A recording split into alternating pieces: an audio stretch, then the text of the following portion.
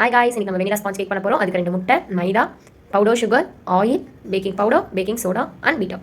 இப்போ 2 எக்கையும் நம்ம சுகர் எடுத்து வச்சிருந்தோம், அதையும் போட்டு பீட் பண்ணிட்டேன். நான் நல்லா பீட் பண்ணனால இந்த திக்னஸ் வந்தால் போதும். சாரி, என்னால் பீட் பண்ண வீடியோவை காட்ட முடியல. தென் வந்து நம்ம எடுத்து வச்சிருக்க மைதாவை பேட்ச் வைஸாக நம்ம ஆட் பண்ணிக்கணும். இப்போ பாதி ஃபஸ்ட்டு போட்டுட்டு கட் அண்ட் ஃபோல்ட் மெத்தடில் நம்ம வந்து இதை மிக்ஸ் பண்ணிக்கலாம்.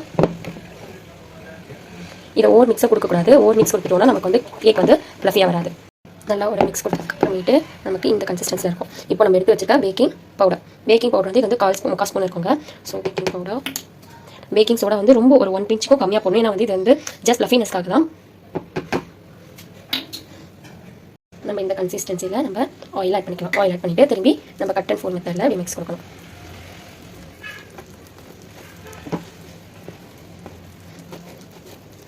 கன்சிஸ்டன்சியில் நம்ம வந்து வெனிலா எசன்ஸோ பைனாப்பிள் எசன்ஸ் எடுத்துக்கலாம். இது வந்து நான் ஒரு மூடி எடுத்துருக்கேன்.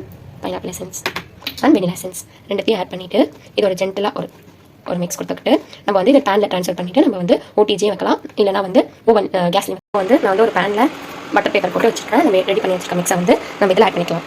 இப்போ வந்து பார்த்தீங்கன்னா பவுல் இருந்தது நம்ம எடுத்து வச்சுக்க பேனுக்கு ட்ரான்ஸ்ஃபர் பண்ணிட்டேன். இதை வந்து நம்ம 2 வாட்டி இப்படி டேப் பண்ணிக்கலாம். இப்படி தெரியுதுங்களா? இந்த ஏர் பபிள்ஸ்லாம் வந்து நமக்கு ஒரு மாதிரி பபிளாக வரும். ஸோ அதெல்லாம் வந்து குத்தி விட்டுக்கலாம். ஒரு டூத் பீக்கோ ஏதாச்சும் எடுத்துட்டு நம்ம அதை வந்து குத்தி விட்டால் ஏர் பபிள்ஸ்லாம் போயிடும். நான் வந்து இன்னைக்கு இண்டக்ஷன் ஸ்டவ்வில் அதுவும் குக்கரில் தான் போகிறேன். அது எப்படின்னு சொல்கிறேன். ஃபர்ஸ்ட் வந்து இதை நான் வைக்கிறதுக்கு முன்னாடி நம்மளோட பேன் வந்து ப்ரீட் ஆகிக்கணும். நான் 100 இதில் வச்சு நான் வந்து ப்ரீட் பண்ணியிருக்கேன்.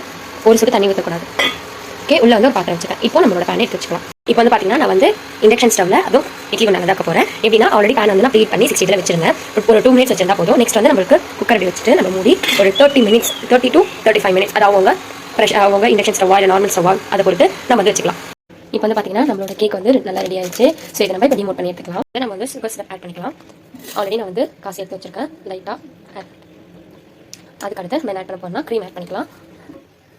ஓகே, தென் வந்து நம்ம வந்து பட்டர் ஸ்காட்ச் ஃப்ளேவர் சேர்க்க போகிறோம். ஸோ அதனால் நான் இந்த பிராண்ட் பட்டர் ஸ்காட்ச் ஃப்ளேவர் வாங்கி வச்சிருந்தேன். ஸோ அதை நம்ம கொஞ்சம் ஆட் பண்ணிக்கலாம்.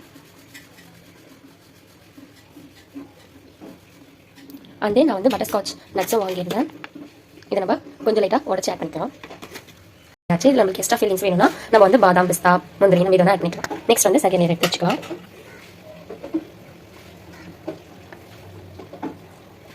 இப்போ இதில் நம்ம வந்து same process sugar syrup apply பண்ணிவிட்டு க்ரீம் போட்டு அவ்வளோதான். நம்மளோட கேக்கை வந்து நான் வந்து லைட்டாக ரெட் கலர் ஆட் பண்ணி நான் வந்து க்ரீமிங் கொடுத்துட்டு நம்ம கேக்கை லைட்டாக டெக்கோர் பண்ணியிருக்கேன். பாருங்க, நிறைய க்ரீம் அப்ளை பண்ணுறேன். லைட்டாக அப்ளை பண்ணியிருக்கேன். பட்டர் ஸ்காட்ச் லைட்டாக ஊற்றிட்டு பட்டர் ஸ்காட்ச் ஃப்ளேவர் தெரியணும்ல. இந்த கேக் எப்படி இருக்குன்னு கமெண்ட்ஸ். தேங்க்யூ.